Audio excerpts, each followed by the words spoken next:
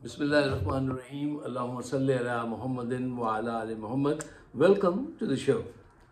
साहब, बल्ले का निशान और मुशर्रफ साहब की सज़ा, ये दो बहुत अहम इस वक्त मौजू हैं। इस पर बात आपके सामने रखेंगे।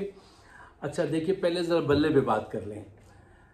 बल्ले के सिलसिले में आप सबको खुश होना चाहिए, आप सबको मुबारक हो। पहले भी हम इस पे बात कर चुके हैं।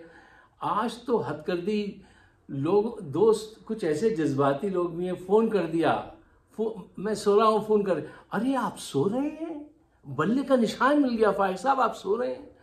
देखिए, अपनी खुशी को कंट्रोल करना सीखिए।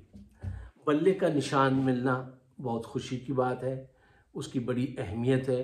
पिछली मरतबा मैंने आपसे अर्ज़ किया था कि चूँकि नाख्वानदगी बहुत ज़्यादा है, लोगों की, पढ़े लिखे लोग कम हैं, तो वो निशान को जल्दी से पहचान लेते हैं, नाम पढ़ना गवारा नहीं करते। नहीं पढ़ना आता भाई किसी को तो ठीक है, वो उसकी वजह से मतलब 50-60% लोग तो ऐसे होंगे, तो ये बहुत बड़ी कामयाबी है, मैं मानता हूँ।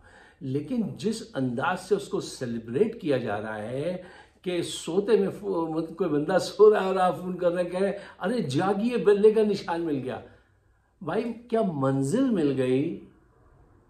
क्या सब कुछ ठीक हो गया? बल्ले का निशान जो है वो मंजिल नहीं है, वो निशान मंजिल है। वो अभी आपको उस तरफ बढ़ना है, और ये बहुत अहम है कि आपको निशान मिल गया, इस पर खुश रहिए। लेकिन इतने एक्साइटेड मत होइए कि आपकी डायरेक्शन जो है वो इधर उधर ना हो जाए, ख़तरा इस बात का है। अभी आपके सामने ऐसे मसाइल आएंगे जिनको आप तवक्के नहीं रखते। देखिए, अभी तक जो आप जीत रहे हैं उसकी वजह क्या है? सबसे पहले तो अल्लाह का करम, उसके बाद गिनिए। इमरान खान स्टेडफास्ट खड़ा है पहाड़ की तरह। एक चीज, आवाम का बड़े पैमाने पे रोज़ बरोज़ उसके पैगाम पे हाँ कहना, इसने बौखला दिया है जर्नल्स को। ठीक है, अच्छा, तो ये दो रीज़न हैं जो आप खड़े हुए हैं। उनकी कार्रवाइयाँ अभी रुकी नहीं हैं, उनकी कार्रवाइयाँ जारी हैं। अब आपको ये देखना है कि हम अपनी मौजूदा डायरेक्शन जो है उसको कैसे बरकरार रखें, क्योंकि वो आपके सामने नए चैलेंजेस पेश करेंगे आपकी डायरेक्शन मोड़ने के लिए। तो जो स्पीड आपने अपनाई हुई है, वो क्या कहते हैं कि what is more important, direction और स्पीड? डायरेक्शन सही रखिए, एक्साइटमेंट में वो डायरेक्शन ना खो दीजिएगा। स्पीड आपकी सही है, तवज्जो इस पे रखिए कि अब खुशी के इस मौके पर अपने आप को कंट्रोल, खुशी को कंट्रोल करना सीखिए, और ये सोचिए कि व्हाट इज नेक्स्ट ऑब्स्टिकल वो क्या पैदा करेंगे आपके लिए। आपका मुकाबला नून लीग से नहीं है। नून लीग तो बदनामे ज़माना वो है कि आज जिस मोहल्ले, बाजार, गांव देहात कहीं से भी गुजर जाए तो लोग सीटियां बजाते हैं और गालियां देते हैं और बहुत कुछ। अच्छा, अब वो नहीं, आपका मुकाबला एजेंसी से है, 7 एजेंसी से आपका मुकाबला है, अना से आपका मुकाबला है, बुग़्ज़ से आपका मुकाबला है। और आप अभी तक स्टेड फास्ट हैं क्योंकि आपका लीडर स्टेड फास्ट है और आप एक साथ खड़े हुए हैं। लेकिन ये जिस अंदाज से आप खुश हो रहे हैं, तो मैं जानता हूँ मंजिल पे आप जल्दी से इसीलिए पहुँचना चाहते हैं ना कि मंजिल पे हमारे ख्वाब रखे होते हैं, हम उन्हें हासिल करना चाहते हैं। लेकिन इतनी जल्दी मत मचाइए। वो एक शेर वो था कि महबूब का घर 4 मील पे था, महबूब का घर 4 मील पे था, जोश जज्बात में 10 मील निकल गए। तो इतना एक्साइटमेंट ठीक नहीं है। और अभी आपके आगे बहुत सारे इम्तिहान हैं, और इसके अलावा भी फ़र्ज़ कीजिए आप 2/3 की अक्सरियत से जीत जाते हैं, तो आपको पता है कितने बड़े चैलेंजेस आपको मिलेंगे।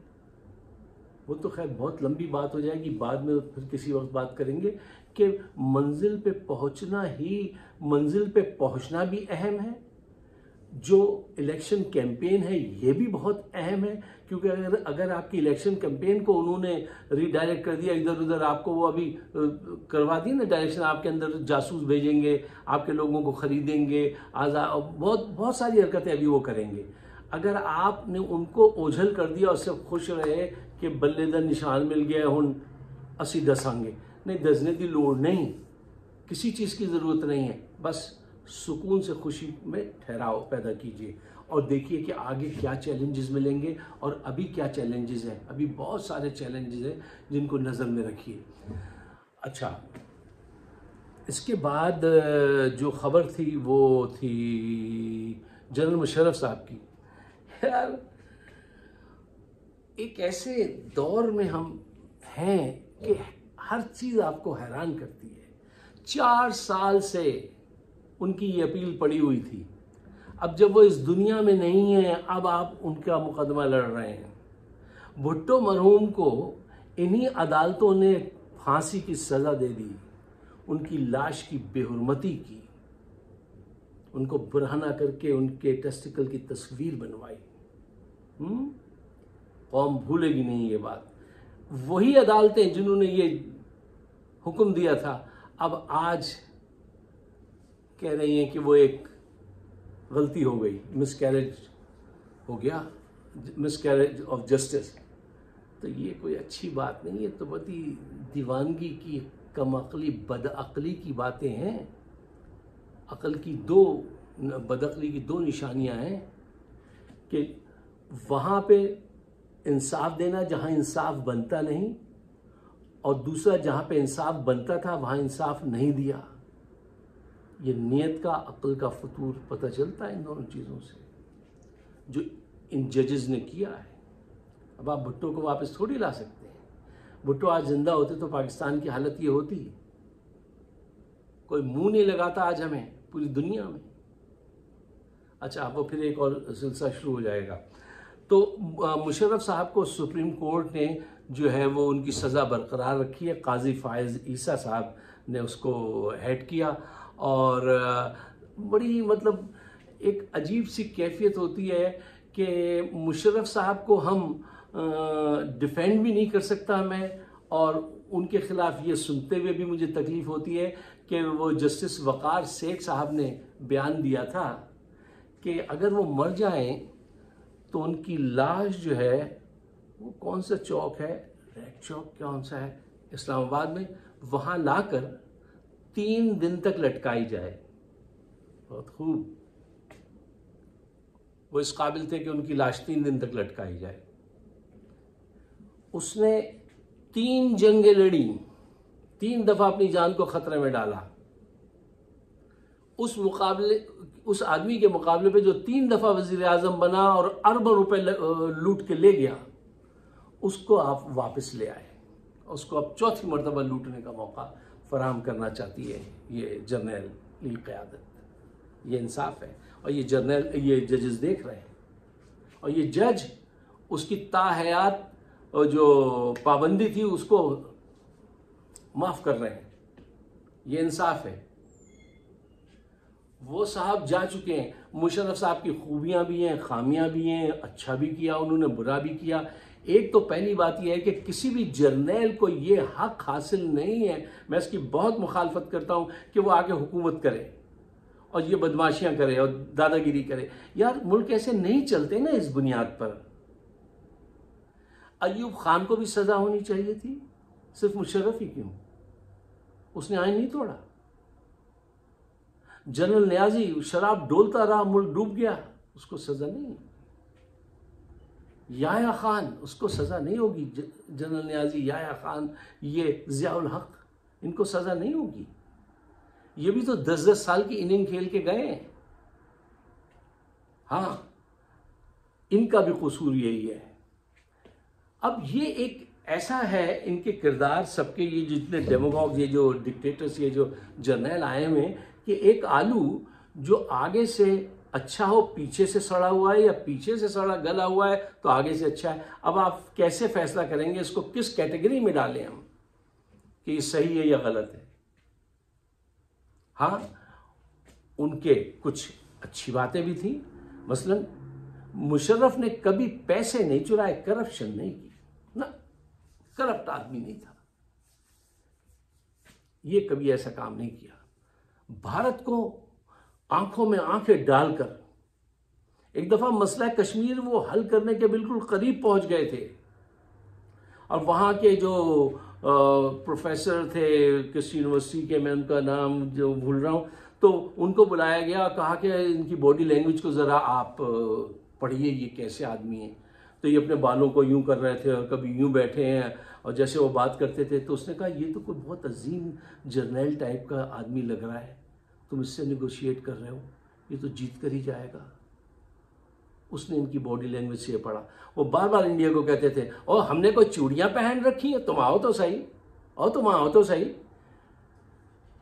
पाकिस्तान का मुकदमा लड़ता रहा। खुद अमेरिका में एक बहुत, वो वीडियो आप देखिएगा, आपको मिल जाएगी कहीं, बहुत अर्सा पहले मैं देखी थी कि CNN सारे बड़े बड़े चैनल्स मौजूद थे, पूरी हायरार्की बैठी हुई थी, और इनसे किसी ने सवाल किया कि तुम्हारे वहाँ से वो मिल गया इस उसामा, और ये जो है तुमने वो धमाका, ये वो उसमें ट्रेड में तुम्हारा क्या हिस्सा था, मतलब तुम नहीं समझ पाए, तुम रोक नहीं पाए दहशतगर्दों को। तो सब बैठे थे, तो बोले मुशर्रफ, उनसे बोले, मुशर्रफ साहब कह रहे कि अच्छा हम पे तो ये इल्ज़ाम है कि हमारी फेलियर हो गई इंटेलिजेंस की, हम नहीं रोक सके, तुम्हारा क्या है, तुमने $22 बिलियन खर्च किए इस साल इंटेलिजेंस पे, तुमने क्या किया। तो इतनी जोर से तालियां बजाई सारे शुरका जो थे वहां पे उन्होंने, कि उसी वक्त फिल बदी जवाब। हत्ता के बाद में तो उनके मरने के बाद, उससे पहले भी कई दफ़ा अमेरिकन लोगों ने कहा, जो हायरार्की के लोग थे, कि इस आदमी ने हमारे साथ बड़ा धोखा किया। अफ़गानिस्तान में जो हमें इतनी रुसवाई हुई है, शिकस्त हुई है, ये आदमी हमें डबल करता रहा और अपनी मिलिट्री को बिल्डअप करता रहा, और इसने हमारे साथ डबल किया है, और ये फैक्ट भी है। अच्छा, अब वो कुछ उसको अच्छा कहेंगे, कुछ उसको बुरा कहेंगे। वो था एक बड़ा प्योर किस्म का पाकिस्तानी, बड़ा पैट्रियोटिक पाकिस्तानी था।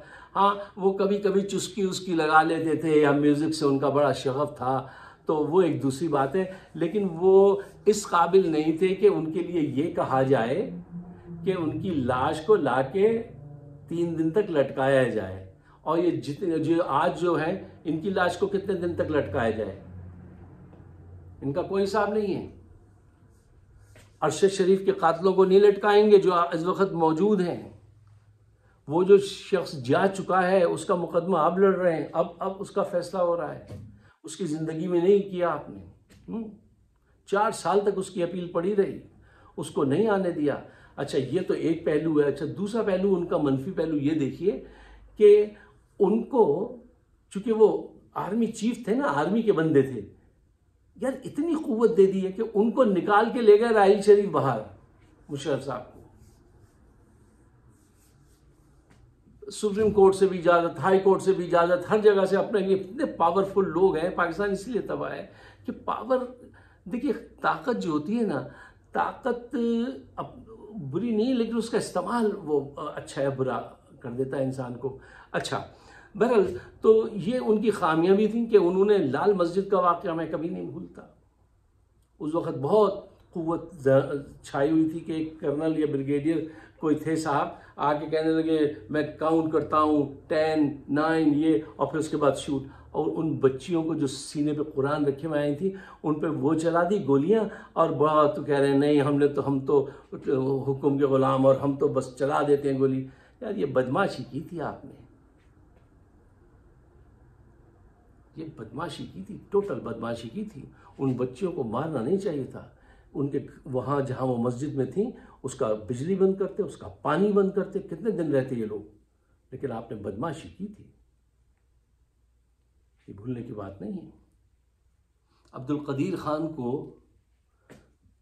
कितने लोग थे, वो C-10 है या C-130 है, वो जो जहाज़ जिसमें सामान लिबिया गया था, एटमी, उसका कदीर खान से माफ़ी मंगवाई थी आपने, वो रो दिए थे। जो आपने गलतियां की हैं उन्होंने वो भी सामने रखनी चाहिए, जो अच्छाइयाँ की हैं वो भी। या आलू आगे से अच्छा पीछे से सड़ा हुआ, जो कुछ भी है मैंने दयानतदारी से आपके सामने रख दिया है।